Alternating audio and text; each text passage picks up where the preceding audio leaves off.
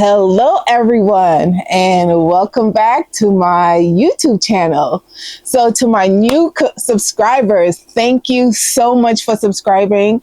I appreciate it. I hope the video that you saw resonated with you. I hope you were able to share the video. Please don't forget to like the video. Don't forget to hype the video and leave something in the comments. Anything. I don't care if you put a thumbs up, a thumbs down, just something in the comments so we can get the video out to other people out there that may be in need of that video. So, as we continue with this series, I hope that you catch the metaphor in all of my stories. I'm just here to share it with you so you can learn, you can get to know a little more about who I am, and you can maybe get to know a little more about who you are. So again, thank you so much for subscribing, and I hope you stay and grow with me. Let's get started. So my story time today will be the continuation of the first story time. Let me do a recap. I did, for my first story time, I spoke about whether I was the black sheep or the lost sheep. And with that, I gave instances of my life where I have lived with someone and the kindness that they gave to me. My journey ended when the last person I stayed with, their daughter passed away, and now my new journey starts. So this journey, I'm a teenager, I'm about 13, maybe 13 and a half, and I have come to America.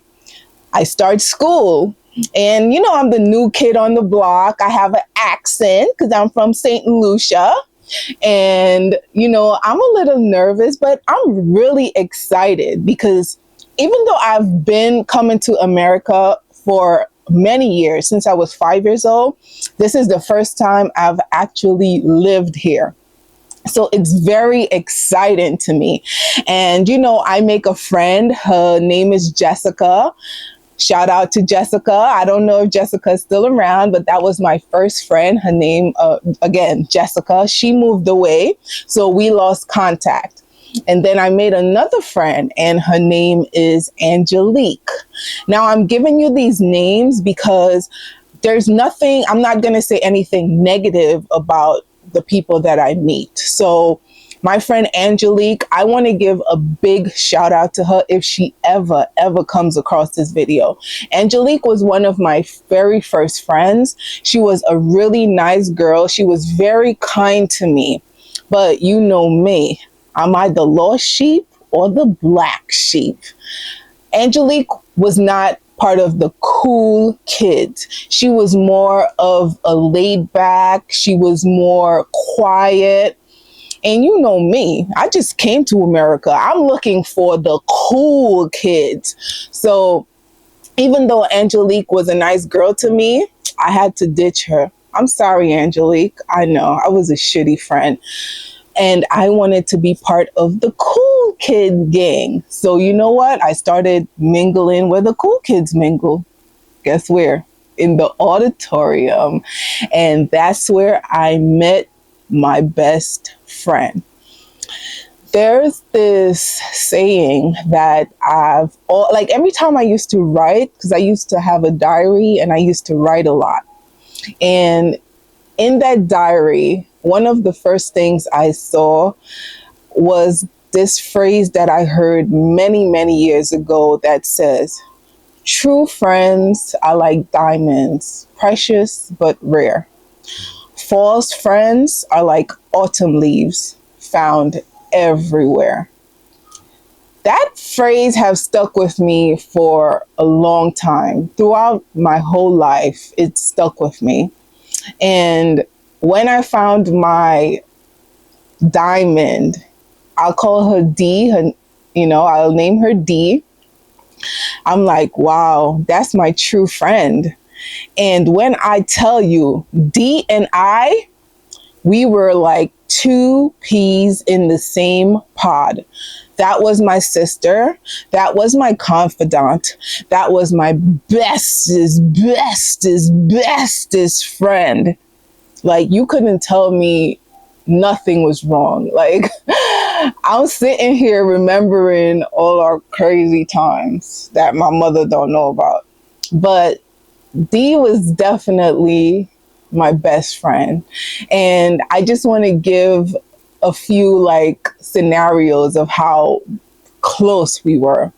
So in high school, I'm 1 year older than her. So while she's in ninth grade, I'm in 10th grade, because when I started school here, I skipped a grade because, I'm smart. Come on, man. I'm smart, right? But she had to do night school for gym because, who's going to gym at 8:30 in the morning? Nobody. So she had to sign up for night school to do gym. Mind you, I did not need gym or anything, but I signed up to do gym with her. Were we really going to gym? Absolutely not. Me and Dee, like, we would go hang out on a block. Like, we would find in the summertime, we would meet these guys. They would be like, you know what, they're cool. So in the wintertime, we would just go hang out with them, like, all the time. So let me just give you a little scenario of how tight me and my friend Dee became. There's this one guy I met on a dollar van. Now, that guy in particular, he was very cute. Like, the way you guys like them, tall and handsome. Very cute guy. So me and him became cool. But I was always like leery about him. So I didn't want to like get involved with him like that. But I liked him, you know what I'm saying? And a day I invited him over to my house. So when I invited him over to my house, he probably thought we was going to do something. But, like I said, I liked him, but I was always like suspicious of him. So he came and I had a bottle of liquor on the table. It wasn't my liquor. It was my mom's liquor. And he drank like quarter of it. So he got buzzed. He was drunk, stumbling all over the place. And I'm looking at the time and I'm like, yo, my mother is about to come home. This dude has to go, right? So I kicked him out the house and he was stumbling all over the place. But listen, it's either I was going to get my butt whooped or like you have to stumble out and figure it out for yourself, because I ain't tell you to drink that liquor. So he left, whatever. After that, my best friend Dee and I, we would go chill with him and his friends. But after that, I felt like he started to hate me, right? Like he didn't like me anymore, because first of all, he didn't get nothing from me. And second of all, I kicked him out after he drank all that liquor. So, but Dee and I, we did not care. We would go and hang out with this dude, not only him. So I liked him, and then he had like other friends there. So every day after school, we would go to these people's like building, and we're not going in any apartments. We're literally out in the lobby, like chilling with them, talking to them, hanging out with them, and we would show up unannounced. But that was my bona fide girl. Like, she would do it with me. We would be in the house chilling and be like, you know what? I'm bored. You want to go over there, chill with these guys? And we would just get up and go over there and chill with these guys. Until a day we went over there to chill with them, and he had a really nasty attitude. Like, I don't know what was up with this dude that day. So he was there with this girl he claimed that was his sister. And he told the girl to go fight me. So I'm like, what is going on? And mind you, I'm scary at that time because I have never fought anybody. I have never even had an argument with anybody. So when he's telling this girl to go fight me, I'm like what? Like, dude, are you serious? So I'm there with my homegirl D and my homegirl N. We the three musketeers, but D is my bona fide bestest friend. So he was like, go fight her. And she had a hammer in her hand. So D and N is like, nope, you ain't gonna fight her. No, you're not gonna fight her. So she swings the hammer, and she hits me on my finger with it. I think I still have the scar to this day. And my homegirl N picked up a crutch. You know, the crutch that when people have a leg injury or a foot surgery, they give them crutches. She picked up a crutch and she whacked her with that crutch. So, and we ran. We just, mind you, my mother don't know where I am. My mother has no idea what's going on. Like, she just does not know all the things that like we out here getting into. Another thing we like to do, that was my party girl. When I tell you we would party every Sunday, you act like we didn't have work Monday, but we did. But every Sunday, we would go to this specific Trinidadian club. And if you West Indian here, big up, okay, to all the Trinis in the house. But we would go to this Trinidadian club. And let me tell you, the music would be pumping. If you love soca music, you love reggae music, you love calypso music, you love Caribbean music, it would be bumping in that club every Sunday. Don't ask if Monday is a holiday. The club would be even jumping even more. And you know, they used to have some cuties in the club back then. So me and my girl D, we would be there every Sunday religiously. Like all the parties, all the Caribbean parties in the summertime, me and my girl D would be there. Like, let me tell you, that was my bona fide girl. That was my sister. We done got into trouble together. Another story. We had these friends. So I had met this one guy a day I went to this clinic, and he was working there, and I met him. When I met him, after like I met him out of work, his friend met my friend D. So we were chilling together, and a day, it was like late in the night, D and I went to chill at their homes, whatever. Listen, nobody knew where we were. Like, we would do some real crazy stuff, man. We took some risk in life, me and that girl. But that was my bona fide best friend. You couldn't tell me nothing about her.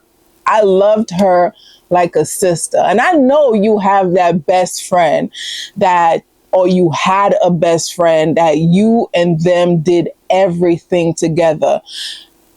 Sometimes we would go partying, and when I came home, somebody would be laying on my bed. So myself, D, and my mother would sleep on the same bed. My mother would cook food on a Sunday. D plate would be there for her. We were like this. You couldn't tell me nothing. Like, nobody could come to me and be like, oh, let me tell you what D said or what D did or what you couldn't do that, because you know what? You might get this in your face. That was my friend. Like, we're locked in. We're locked in forever. So I thought. Then I met my husband, but he wasn't my husband at the time. He was my boyfriend, and we were dating, we were talking. When you just meet a guy and you like, I'm in love, right? And everything is about that guy. So he knew that's my best friend because I introduced him to her, and she knew that's my man. But I'm trying to build with him. So during that time frame, D and I kind of like we're drifting, right? We're not drifting all the way, but we're drifting apart because now he's telling me, listen, I don't think that girl is your friend. And I'm looking at him sideways like, what are you talking about? That's my best friend. I've known her since I was like 13 years old. What do you mean that's not my best friend? What do you mean like she's not my friend? And he would always tell me that, like, I don't think that she's your friend. I don't think that she's your friend. But even while me and him, we were dating, I'm still talking to D. I'm still, hanging out with her occasionally. It's not as fluid as it once was. Now, let me jump back a little. Before I met my ex-husband, I had invited another friend I knew from St. Lucia to stay with me. And that friend, Dee, and myself, we would all hang out together, all the time, right? And that particular friend I had to kick out. So if you want the story time on that, leave a 1 in the chat below, because that story time is tea. So I had to kick her out. And then I met my ex-husband. And when I met my ex-husband, Dee, like I said, Dee and I started to drift away. So I'm not really going to parties with her anymore because, now I'm trying to settle down. I'm trying to build my family. I done partied. I done hanged out. I done snuck out. I done did it all already. So now it's time for me to grow up and be responsible. But Dee did not feel like it was time for her to grow up. And listen, I can't think for anybody else, right? I could say in that instance, maybe I wasn't a good friend because I definitely put my ex-husband before my friends. And you can let me know in the comments below, like, if you think I'm wrong for that, for putting my ex-husband before my friend. But to me, at the time, I just felt like, listen, I need to grow up. I need to start being responsible. I need to settle down. Like, I just felt like that's what I needed to do. So the girl that I kicked out and Dee started to become best friends. So one day I went on Facebook and, they're both my friends on Facebook. So I'm scrolling, and I happened to see a picture of her and the girl all dressed up in Club Gab garments, and they're posing for a photo, both of them. At that time, I had no idea that they were hanging out. But again, I took the blame for that. I'm like, you know what? Maybe it's because I pushed her away. She felt lonely. Maybe she felt isolated. So I felt really guilty for that. So I'm like, you know what? If she wants to be friends with her, even though I felt betrayed as well, because I'm like, listen, we're all friends, right? So I thought like we were all friends. And especially Dee, I'm like, yo, that's my best friend. That's my diamond. Like, she would never betray me in that way. And after I seen that, it broke me. Really and truly, it broke me. Like, again, I'm going to go back to that phrase. True friends are like diamonds, precious but rare. False friends are like autumn leaves, found everywhere. So to me, I felt like I was losing my diamond, or I had lost my diamond, because to this day, I still haven't found a diamond. We stopped being friends many years ago in, I want to say, my mid to late 20s. And to this day, I have never, ever found a best friend. And that breakup hurt me like a relationship breakup. I literally cried. I was depressed. I was bitter. I had so many emotions. And if you can, like, if you've had that situation happen to you, if you've ever had a best friend or somebody close to you that you felt betrayed you or wasn't true to you, let me know in the comments below. Because I know it just can't be me that lose a friend that you've known for years, a friend that you shared so much with, a friend that knows secrets about you, a friend that you know secrets about them. You know, like just somebody that was so close to you all your life since you were a young person. You know, like, let me know in the comments below. I can't sit here and say anything negative about D. Honestly, even if I wanted to, I cannot do it. You know why? Because that girl gave me the best years of my life. Without her, I don't think my teenage years would have been so eventful, so insightful. So I am so grateful to have her or have had her in my life. I took a gamble and it may look like I lost, but the memories that she gave me and the memories that stuck with me, I can never, ever, ever forget those times. I can never hate her.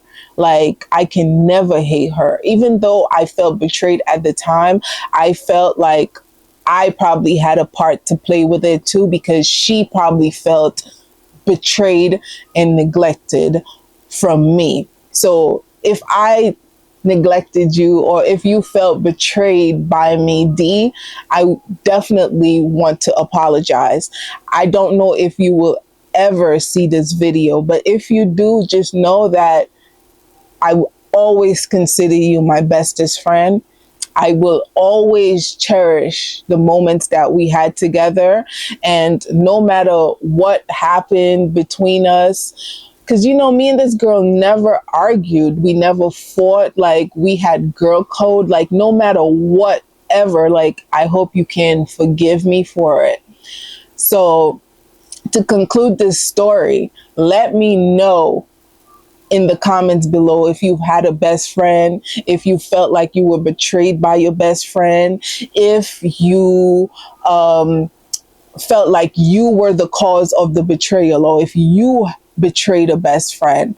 But to my D, I want to thank you for the beautiful years that you gave me, all our party times, all the laughs, all the cries, all everything. I definitely want to thank you for it.